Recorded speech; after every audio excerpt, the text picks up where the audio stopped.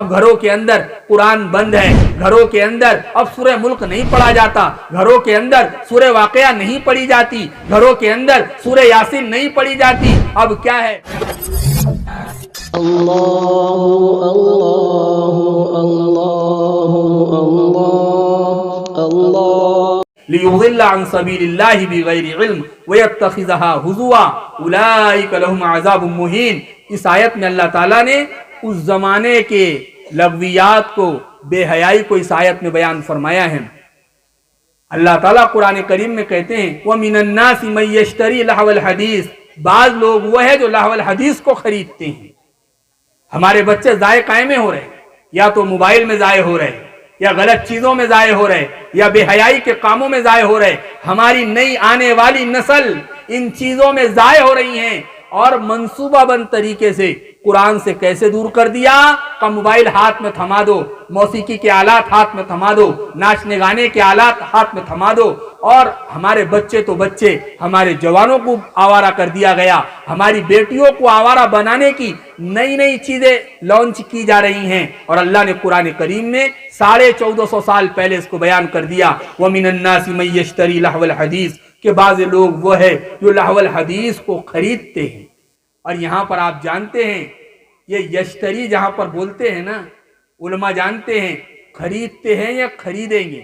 اور لہو الحدیث سے مفتی شفیع صاحب نے اس آیت کی تفسیر میں وہ ساری روایتیں اور وہ سارے مفسرین کے اقوال جمع کر لیے کہ لہو الحدیث سے مراد یہ نضر بن حارث، ایک مکہ کا بہت بڑا تاجر تھا، اس کے بارے میں یہ آیت نازل ہوئی۔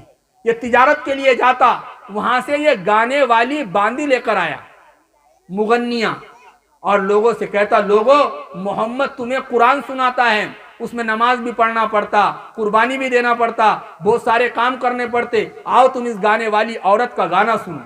اور وہ گانے والی عورت گانا سنتی تو لوگ جو قرآن سنتے وہ ہٹ کر گانے والی عورت کے ارد گرد جمع ہو جاتے۔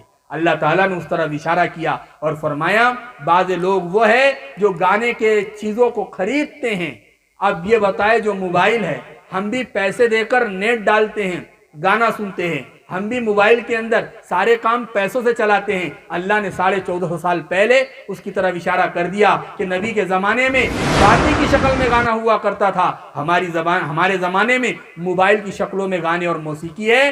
وہاں بھی باندی خرید کر لائی گئی، یہاں بھی موبائل خرید کر لایا گیا، وہاں بھی باندی کو نچوایا گیا پیسے دے کر، اور یہاں پر بھی موبائل میں نیٹ ڈالا گیا پیسے دے کر، وہاں وہ ناچ لائیو دیکھ رہے ہیں، اور ہم یہاں ناچ اور گانا اور موسیقی ہم اپنے موبائلوں میں دیکھ رہے ہیں۔ میرے بھائیوں، کیا وجہ ہے کہ فرمایا کیوں کیا گیا ایسا؟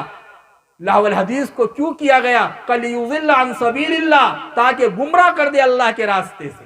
آج اور اللہ کا راستہ کیا ہے؟ اللہ کا راستہ مسجد ہے، اللہ کا راستہ قرآن ہے، اللہ کا راستہ خیر کے کام ہے، ہر وہ چیز جو اللہ کا پتہ بتائے وہ اللہ کا راستہ ہے۔ فرمایا یہ قرآن کو رکاوٹ کے لیے جو چیزیں لائی جا رہی ہیں تاکہ اللہ کے راستے سے روک دیا جائے، اس کو اللہ تعالیٰ نے 1450 سال پہلے ہی بیان کر دیا۔ اب گھروں کے اندر قرآن بند ہے، گھروں کے اندر اب سورہ ملک نہیں پڑھا جاتا، گھروں کے اندر سورہ واقعہ نہیں پڑھی جاتی، گھروں کے اندر سورہ یاسین نہیں پڑھی جاتی۔ اب کیا ہے؟ سارا گھر مصروف ہے، اور گھر کے اندر کیا؟ باہر کوئی تعلیم بالغہ کا نظم نہیں، گھر میں ماحول یہ، مسجدوں میں ماحول نہیں، اور مکاتب میں بچے جا رہے ہیں، تربیت کا کوئی نظام نہیں۔ اس لیے اگر ہم یہ چاہتے ہیں ہماری آنے والی نسل ہمارے دین پر قائم رہے، اسلامی تشخص اور پہچان ان کی باقی رہے، ہم یہ چاہتے ہیں اسلامی اقدار اور روایات پر ہماری آنے والی نسل زندہ رہے، تو اس زمانے کے لوگوں کو قربانی دینی ہوں گی، وقت کی، جان کی، مال کی، اور اپنے بچوں کو صحیح طریقے سے پروان چڑھانا ہوگا۔